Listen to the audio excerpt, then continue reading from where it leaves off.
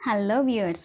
So, part 1లో stage 1 and 2 discuss చేసాము. So, ఈ వీడియోలో మనం 3 అండ్ 4 స్టేజెస్ చూద్దాము. పియాజేకి సంబంధించి 4 stages of cognitive development.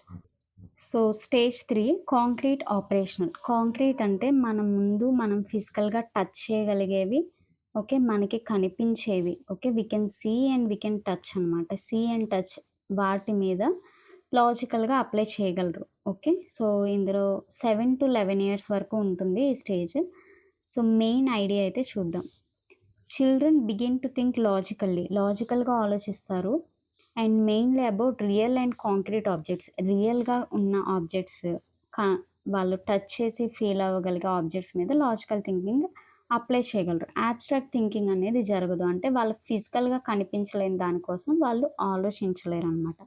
So, ఇందులోని కొన్ని ఫీచర్స్ అయితే ఉన్నాయి. ఎటువంటివి వీళ్ళు డెవలప్ చేసుకుంటారో క్లాసిఫికేషన్ అనమాట. కొన్ని ఆబ్జెక్ట్స్‌ని సిమిలారిటీస్‌ని బట్టి గ్రూప్ చేయడము క్లాసిఫికేషన్. ఓకే. సిమిలారిటీస్‌ని బట్టి. ఫర్ ఎగ్జాంపుల్ ఒక బ్యాగ్ నిండా బొమ్మలున్నాయి. యానిమల్స్ అన్నీ ఒక చోట, ఫ్రూట్స్ అన్నీ ఒక చోట. ఓకే. బాల్స్ అన్నీ ఒక చోట. ఓకే.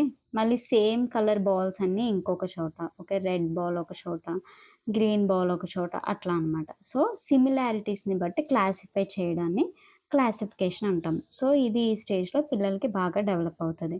నెక్స్ట్ సీరియేషన్ అంటే అరేంజింగ్ ఐటెమ్స్ ఇన్ ఆర్డర్. అది బిగ్ టు స్మాల్ అవ్వచ్చు, స్మాల్ టు బిగ్ అవ్వచ్చు. సో, ఈ విధంగా ఒక ఆర్డర్‌లో అరేంజ్ చేయడం అనమాట. From shortest to tallest, tallest to shortest. So, ఇక్కడ చూడండి.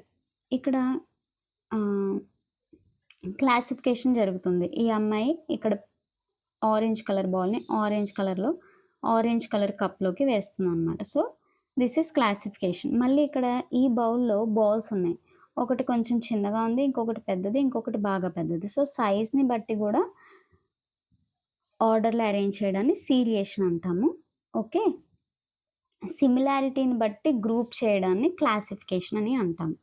సో, ఈ 2 అండ్ నెక్స్ట్ ఇంకా main things conservation, reversibility, less egocentrism. Conservation, lack of conservation అంటే ఆల్రెడీ ముందు వీడియోలో డిస్కస్ చేశాను. కన్జర్వేషన్ ఏంటంటే ఇప్పుడు షేప్ మారినా, అపియరెన్స్ మారినా, ఆ క్వాంటిటీ గానీ, లేకపోతే ఆ మాస్ కానీ, నంబర్ కానీ, వాల్యూమ్ కానీ సేమ్‌గానే ఉంటది. షేప్ మారినా ఓకే. షేప్ చేంజ్ అయినా కూడా క్వాంటిటీ అనేది చేంజ్ అవ్వదు. క్వాంటిటీ రిమైన్ ద సేమ్ అని అర్థమవుతది. Same water quantity in different containers. ఒక పెద్ద గ్లాస్‌లో ఇంత వాటర్ ఉండి, ఇంకొంచెం లావు గ్లాస్‌లో ఇంత వాటర్ ఉంటే 2 సేమ్ అని వాళ్ళకి అర్థమవుతదనమాట. So, this is conservation. So, next reversibility. ఇందులో ఏంటంటే actions can be mentally reversed. 5+3 అనేది 8 అవుతది. ఓకే. 3+5 అనేది 8 అవుతుంది. సో, 8లోంచి 5 తీస్తే 3 వస్తది. సో, ఈ విధంగా వాళ్ళు ఆలోచించగలుగుతారనమాట. రివర్స్ చేయగలుగుతారు. Next less egocentrism. ఈగో అంటే ఏంటి? వాళ్ళ వైపు నుంచి ఆలోచించడం. ఓకే. సో, ఈగోసెంట్రిజం అనేది తగ్గుతదంట. అంటే వాళ్ళు వేరే వాళ్ళ వ్యూ పాయింట్ నుంచి కూడా ఆలోచిస్తారు. They will understand others may have different view points. వేరే వాళ్ళకి డిఫరెంట్ వ్యూ పాయింట్ ఉండొచ్చు అని అర్థం చేసుకుంటూ ఉంటారు. And perspectives than their own.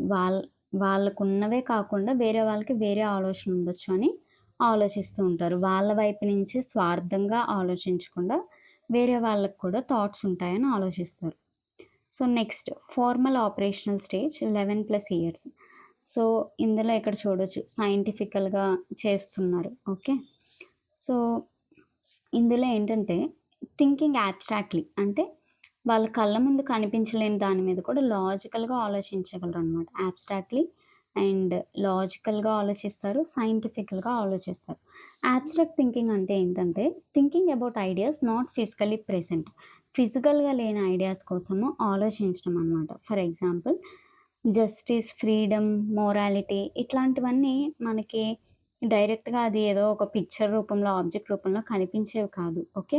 The so, these are abstract thinking. Hypothetical thinking అనేది ఉంటుంది. So, imagine possibilities. ఓకే. ఒకవేళ ఇది జరిగితే what if that happens okay. అది అలా జరిగితే ఏం జరుగుతది?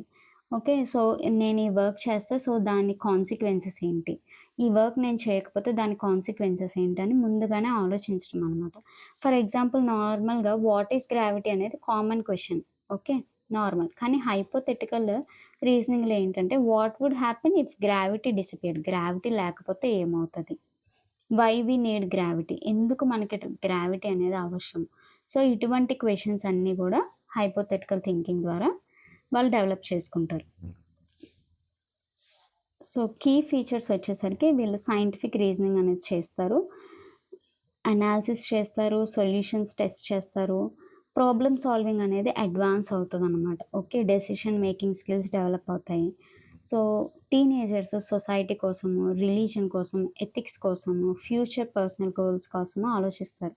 సో, ఈ స్టేజ్‌లో ఏంటంటే ఎడ్యుకేషనల్‌గా టీచింగ్ స్ట్రాటజీస్ మనం ఏమి ఇంప్లిమెంట్ చేయాలంటే డిబేట్స్ పెట్టాలి, డిస్కషన్స్ పెట్టాలి. సో, వాళ్ళు ఆలోచించి చేయగలిగే టాస్క్స్ ఇవ్వాలి. ఓకే. సో, ఇటువంటివన్నీ చేయాలనమాట. సో, ఇది పియాజెకి సంబంధించిన 4 స్టేజెస్. సో, ఈ పీడిఎఫ్ అయితే టెలిగ్రామ్ ఛానల్‌లో అప్‌లోడ్ చేస్తాను. ఏమన్నా డౌట్స్ ఉంటే కామెంట్ సెక్షన్‌లో కామెంట్ చేయండి. టెలిగ్రామ్ ఛానల్ లింక్ డిస్క్రిప్షన్ బాక్స్‌లో ఇచ్చాను. Thank you.